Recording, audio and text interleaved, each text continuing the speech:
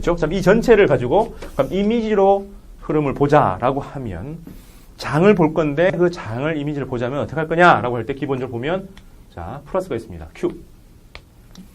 그 다음에 플러스가 있으면 여기서부터 뿜어져 나갈 건데 입체로 방사선으로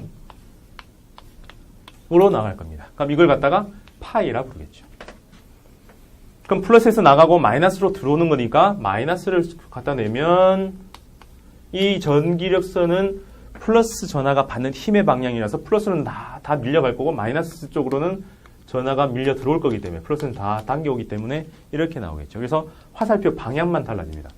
그럼 전기장의 세기는 이 화살표로 따졌으면 면적당에 해당하니까 잘 보면 여기는 좀 촘촘하게 돼 있으니까는 등전이면도 촘촘하게 그러면 등전이면이 멀어지면 힘이 센 째면 조금만 움직여도 에너지가 금방금방 변하는데 힘이 약한 곳은 많이 움직여야 되겠죠. 그래서 얘들은 구체적으로 드러나지 않지만 뭐가요? V 등전이면을 동시면으로 여기서 구분할 수 있습니다. 그럼 여기도 마찬가지로 동시면으로 구분할 수가 있겠죠.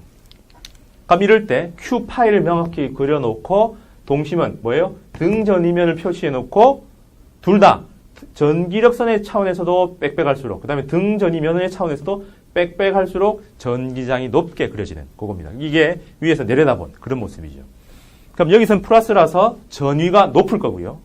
그럼 여기서는 마이너스라서 전위가 낮을 텐데 이렇게 단면으로 딱 해버리면 비행기 위에 올라가가지고 밑을 쫙 내려다봤을 때 산이 솟아올랐다는 느낌은 옆에서 봐야만 나오지 위에서 딱 보면 그냥 동동동하게 보일 겁니다. 그래서 그걸 이 높낮이를 좀 더 명확히 구분하기 위해서 측면도를 그리면 여기 솟아올랐으니까 솟아오른 봉우리 여기는 내려갔으니까는 쑥 꺼져버린 골짜기로 표현을 하면 이 옆에서 보는 게 등전이면 이렇게 나오겠죠. 우리는 등 간격으로 했는데 그게 잘리는 게 여기는 촘촘하게 가면 갈수록 느슨하게 되겠죠. 그래서 위에서 본 모양하고 똑같이 나올 겁니다. 그래서 요거는 옆에서 본 전위와 위치와의 관계. 그리고 여기 또 마찬가지겠죠. 그래서 듬성, 촘촘 이렇게 나와야죠. 그래서 이 둘 다 해서 우리가 해석을 해야 되는 거는 전기장의 색입니다. 여기서는 뭐든 촘촘할수록 써야죠. 그럼 여기서는요. 그죠? 기울기죠. X분의 V. 이게 E에 해당하니까 기울기가, 접선의 기울기가 클수록, 가팔라질수록 장이 세다라고 해석합니다. 그래서 둘 다 장이 센 걸 이렇게 해석을 하겠죠. 그럼 두 개를 갖다 놓으면 이렇게 나오고, 그 다음에 같은 부호를 갖다 놓으면 서로 밀어내니까 어때요? 이렇게 창이 빗나가면서 뭐 이런 식으로 가겠죠. 그럼 마이너스가 된다면 모양은 똑같은데 뭐만 달라요? 네, 방향이 다르겠죠. 이거는 둘 다 나가는 방향으로 전기력선이 형성된다면 여기는 둘 다 들어오는 방향으로 형성되겠죠. 그 다음에 등전이면도 보면은 옆에서 이게 바로 그릴 수가 없으면 옆으로 잘 보세요. 둘 다 봉우리. 그럼 봉우리 두 개가 이렇게 돼 있다. 만약에 하면은 등전이면이 하나씩 돼 있다가 두 개가 갈라지겠죠. 그래서 각각의 동그라미와 그 다음에 땅콩 모양으로 합친 모양이 동시에 나옵니다. 얘들도 마찬가지죠. 이렇게 나오니까 각각의 동그라미가 나오면서 합친 땅콩 모양이 나와야 돼요. 근데 특이하게도 플러스와 마이너스가 같이 있게 되면 자 이때는 이제 전하량이 달라지면 봉우리 높이가 달라지니까 약간은 이질해질 건데 똑같다고 치면 양쪽이 대칭일 겁니다. 플러스 5와 뭐 마이너스 5 이렇게 돼 있다면 어떻게 해요? 여기 나와서 여기 들어갈 곳이 있으니까는 밀려가지 않고 이렇게 들어올 겁니다. 그래서 이쪽 가면 이쪽이 들어오고 이쪽 가면 뭐 이쪽에서 들어오고 이쪽 가면 이쪽으로 들어오는 형태로 될 거예요. 그럼 요걸 전위 등전이면을 그리려면 옆에 잘 보면 여기는 솟아오른 봉우리 여기는 내려간 골짜기 이렇게 나오겠죠. 그럼 등전이면을 그려주면 여기도 하나 여기도 하나니까 각각의 동심원만 나오지 합쳐진 동심원이 나올 수가 없다라는 겁니다. 뭐가 없다고요? 이 땅콩 모양의 유무. 수능 유사 문제에서 나왔었어요. 모의고사에서. 그래서 이렇게 땅콩 모양으로 등전이면을 그려놓으면 뭐라고요? 안에 있는 전하의 정체가 밝혀지지 않더라도 이거는 부호가 같다. 근데 땅콩 모양이 없이 각각의 동심원만 있으면 이 두 개는 부호가 다르다라고 판명할 수 있습니다. 그래서 이렇게 그려놓는 게 기본이고 평행판 축전기 같은 경우는 옆에서 보면 마이너스가 이 표면에 분포를 할 테고 플러스가 이 표면에 분포를 할 거예요. 그러면 플러스에서 마이너스로 전기력선이 갈 거고 이것들이 오선진처럼 등간격으로 촘촘하게 딱 나래비를 설 겁니다. 그러면 측면도를 보면은 여기가 낮고 여기가 높으니까 이렇게 올라가겠죠. 왜? 기울기가 일정하지요. 왜요? 전기장의 세기가 일정하니까. 그래서 여기서 만약에 등전이면을 그린다면 이 등전이면도 등간격으로 이렇게 줄을 쫙쫙쫙 세워서 갈 겁니다. 그러면 측면도를 갖다 놓은 이유를 알겠죠. 평면을 딱 했을 때 그 입체감을 이해하기 위해서는 측면도가 필요합니다. 그래서 전기장이 나왔다 하면 이 흐름 중에 하나일 거예요. 이 흐름 중에 하나로 어떤 게 이 문제에서 나온 건가가 나오겠죠. 그러면 제일 첫 번째, 점전화가 만드는 이러한 전기력선과 똑같은 게 어디 있다고요? 도체를 가지고 중심을 똑같이 만들면 도체 구다라고 하면은 모든 전하들은 이 표면에 여기에 배치가 될 겁니다. 총 전하량은 똑같고 각각이 이렇게 균질하게 쫙 배치가 되죠. 그럼 어떻게 돼요?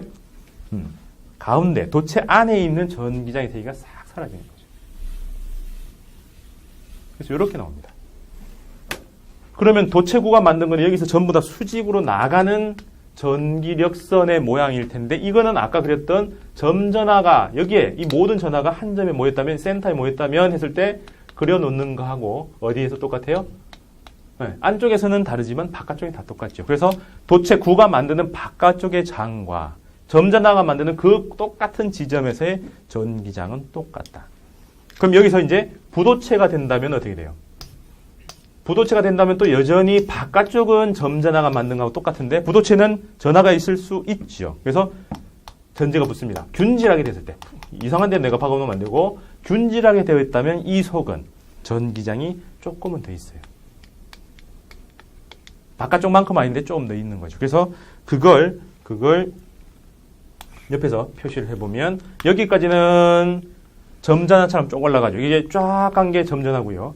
아예 없어지는 게 도체라면 부도체는 여기까지는 똑같고 여기서 비례하는 흐름으로 그럼 이쪽과도 마찬가지겠죠. 여기까지는 다 똑같고요. 도체구, 부도체구, 점전화 다 똑같은데 안쪽에 들어갔을 때도 쭉 계속 올라가는 흐름이면 점전화, 아예 없어져 버리면 도체, 그 사이에 직선 형태로 균질하게 딱 요거처럼 균질하게 되어 있다면 얘들은 부도체다. 균질하게 대전되어 있는 부도체 내부는 이렇게 되어 있다라고 해석합니다. 요 흐름까지 되어 있죠. 풀기 한번 해보세요.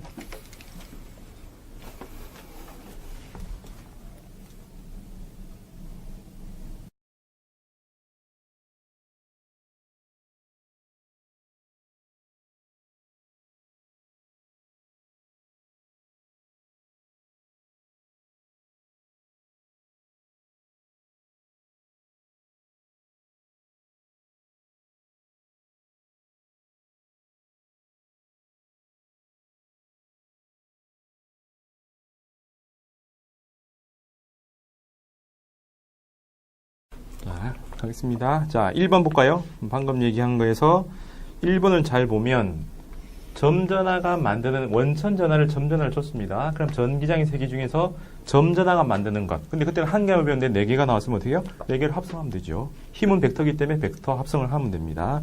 그래서 4개의 꼭 지점에 전부 다 Q가 있는데 얘들은 플러스 Q, 얘들은 플러스 Q, 얘들은 마이너스 Q, 얘들은 마이너스 Q라고 되어 있습니다. 그러면 얘들은 솟아오른 전이, 얘들은 쑥 내려간 전이고 전이를 따진다면 K에 R분의 Q를 써서 할 거고 전기장의 세기라면 K에 R제곱분의 Q를 쓰겠죠. 그럼 어느 지점이냐? 4개가 만드는 장이 여기 쫙 불균질하게 쭉 형성이 될 텐데 어디서? P점, 이 점에서죠. 그럼 이 점에서의 받는 힘이죠. 힘. P점의 힘은 P라는 전하량에다가 전기장의 세기를 집어넣으면 되겠죠.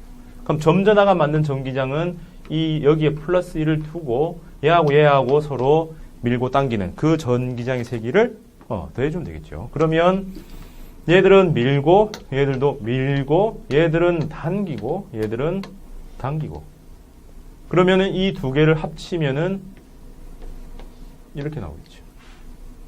그죠? 그래서 요만큼 그럼 원래 한 개에 2배를 해서 한 개가 전부 다 똑같으니까 이 둘이 받는 크기들은 전부 다 똑같을 테니까 그 하나를 구해서 K에 R 제곱분의 Q라는 걸 구해서 그걸 2배를 하고 그거에 루트 2배까지 한 게 이 왼쪽 방향이겠죠. 그래서 전기장 세기의 방향은 서쪽 방향일 테고 크기는 이만큼이라 할 수 있습니다. 그럼 이때 이 R자리는 어디에요? 1. 한 변의 길이가 플러스 1이니까 요 길이가 1이죠. 그러면 요 길이에 해당하니까 이건 루트 2의 반 해서 요 놈은 루트 2의 반의 길이겠죠. R이. 그래서 그 값을 집어넣고 이 둘 사이에 하나 구해놓고 하나, 둘 해서 4개 합성은 요 대각선이다 라고 해석을 해줍니다. 되겠죠? 자, 그러면 예제 2번으로 가보면 4개가 아니고 2개만 있다면 어떻게 되겠는가? 그럼 플러스 1과 이제 값이 좀 달라지죠? 플러스 4입니다. 그럼 기본적으로는 전기장의 색이라는 것은 플러스 1을 갖다 놓고 얘가 받는 힘인데 여기 있으면은 서로 밀고 서로 밀리니까 0이 될 수가 없는 거죠. 그럼 0이 되려면 이 선상일 테고 이쪽에 넘어가면 둘 다 밀고기 때문에 바깥쪽으로 가니까 안 되고 요 사이에 어딘가에 있을 거다. 그럼 그걸 갖다가 수학 좀 한다고 해서 여기를 x, 이 사이를 60-x라고 해가지고 막 구하면 안 돼요. 잘 보면 이 어디쯤이라고 치면 얘도 밀고 얘도 미니까 이 크기가 서로 같아야 되니까 크기라는 거는 K의 R1 제곱분의 Q1 K의 R2 제곱분의 Q2라고 쓸 수 있죠. 그럼 이게 두 개 크기가 똑같아야 되니까 이 상수로 날아가고 Q의 비율하고 R 제곱의 비율이 같은 거죠. 그래서 1대 4니까 제곱이 1대 4가 되려면 얘들은 1대 2여야 된다. 이런 점을 이 두 사이를 1대1로 내분한 점이다라고 얘기하죠. 그럼 60의 내분점이니까 A로부터 20cm 지점이다. 그 지점이 전기장 세기가 0이 되는 지점이다. 라고 해석을 합니다.